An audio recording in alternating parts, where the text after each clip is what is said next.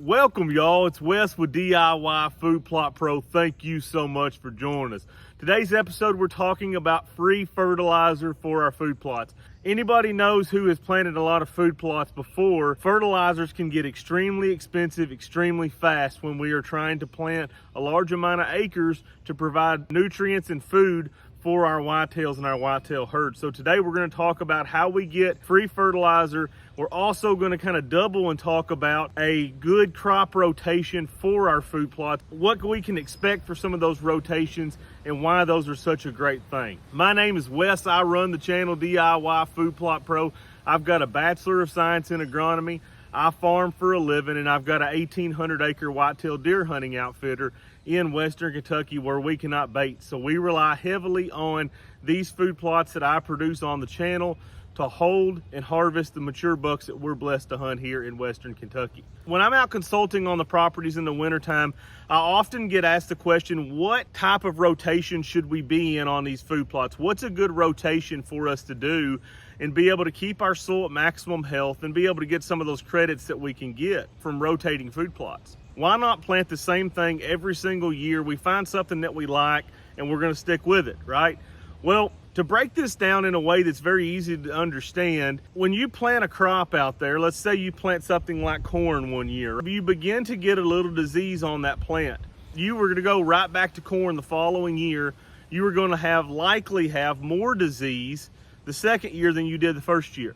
Right? And that's the same is true with any food plot that you plant. So something like soybeans is going to be the same way. Brassicas are going to be the same. They get quite a bit of disease built up on them as well. So we're always looking for another way to kind of spin that to where we can keep those diseases and pests at bay. There's a lot of pests that will bother corn that won't bother soybeans, or that will bother soybeans that won't bother corn, right? The soybean cyst nematode is something that lives down in the soil.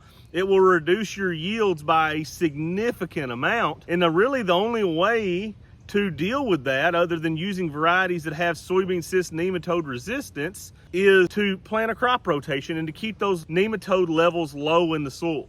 So that's just one example for you, but soybean cyst nematode is a great example of something that gets built up over time with more beans. The levels will go higher and higher, and your yields will be less and less and less. And for food plotters, a lot of people would say, well, we're not really looking about yield, but it's the overall plant growth is going to be much less in a field where you have extremely high soybean cyst nematode.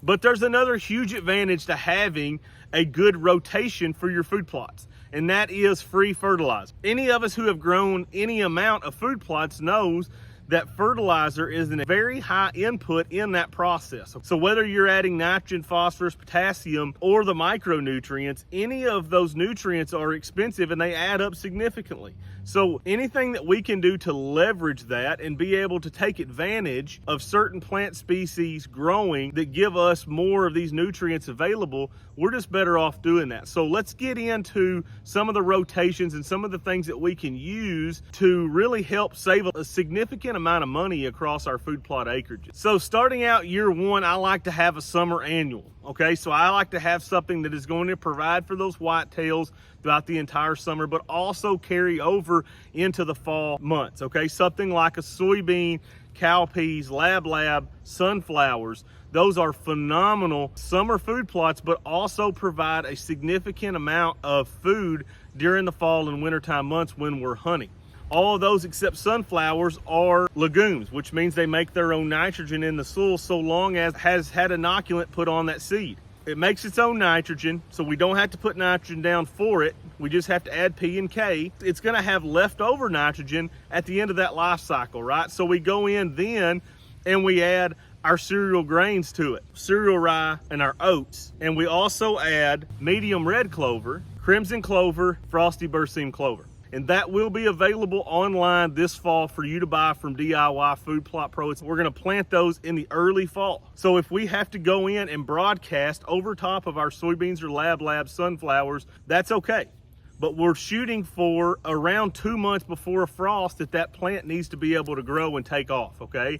That's what we're looking for. So for us, we're looking for about the 1st of September, because we typically get a frost late October. That gives us roughly 2 months of those plants to be able to grow. As the next spring rolls around and we're going to get ready for our next summer annual, we are going to have a thriving population of oats, cereal rye, crimson clover, and frosty berseem clover. Now, what do we do with that to get the maximum amount of nitrogen for that corn crop? Because the corn needs a significant amount of nitrogen, 1.2 pounds per bushel produced. Most food plotters are on ground that's going to average between 130 and 150 bushels per acre. Kind of puts you in that 170 to 180 pounds of nitrogen needed for that plot to be able to be successful. Clover adds a significant amount of nitrogen to the soil. It's one of the highest nitrogen fixing legumes that there is. We can get a very good nitrogen credit. The nitrogen is going to be there from the clover, and we get a credit for a certain amount that we don't have to add to grow the corn crop the next year. The key to that is those clovers have to get up good size, right? If we come in early March, early April, and spray those clovers with our pre-plant burn down for corn, we are going to get very little nitrogen credit out of that if we're spraying clovers that are 3 or 4 inches tall. We have to let that plot get on up. What we're looking for is late bloom. So we're talking about the flowers that you see. So when we see that, we know we have reached maximum nitrogen credit for those clovers that are out there. Clovers will produce anywhere between 50 and 100 pounds of nitrogen per acre. So essentially, you can cut your fertilizer back in essentially a third for the amount of nitrogen. And really and truly, the nitrogen is where all the money is spent. That's the most expensive of all the nutrients. And so if we can cut back and not use 2/3 of the nitrogen that we were going to use, we've really gained from a financial standpoint, but we've also gained from not having that soil acidity, because any highly acidic nitrogen fertilizers are going to bring the soil pH down. Well, we don't want that, because liming is a pain in the hind end. We want to try to keep that soil pH up. The more highly acidic nitrogen fertilizers that you throw out onto that field, quicker your pH is going to drop. So if we can get 2/3 of our nitrogen through clover and only have to put 1/3, we win both ways. So we're gonna let that clover get up to that late bloom stage, and we're gonna go in there with a no-till planter, plant the corn, and then we are gonna spray it immediately after we get through planting the corn to terminate the clover. That's gonna do a couple things. One, that's gonna kind of keep your corn shielded from a lot of the animals that love to eat that corn, and that's going to give you that maximum nitrogen credit. So the second year, obviously, we're gonna plant corn. That's my favorite food plot to plant. All animals love corn, especially with the whitetails, so that's definitely gonna be in my system. At the end of that growing season, as we get into the second fall, we're going to plant cereal rye, we're gonna plant oats, we're gonna plant our brassicas, right? And that mix is going to really do well at keeping those nutrients available to those plants. Brassicas, while they are not the most preferred food source for a whitetail, they are very good plants to have in our food plot system because of those large tap roots really reach down deep, mine some of those nutrients that are very deep down, and bring that back to the plant surface to where other food plots will be able to use them the following year. It also helps a significant amount with compaction. One very important note to mention is we have oats and cereal rye right before we're going to plant our corn. So oats and cereal rye are very good plots, especially for the deer to eat. They suppress weeds in the spring. It's a very, very good plot to have on your property. The issue is when you're going in front of corn is as those cereal grains decompose, they tie up nitrogen, and that's nitrogen that the corn needs. As they are growing with these clovers in the early spring, we need to go in there and use a grass-only herbicide and spray and kill that cereal rye and oats and let those clovers really get going before that corn crop.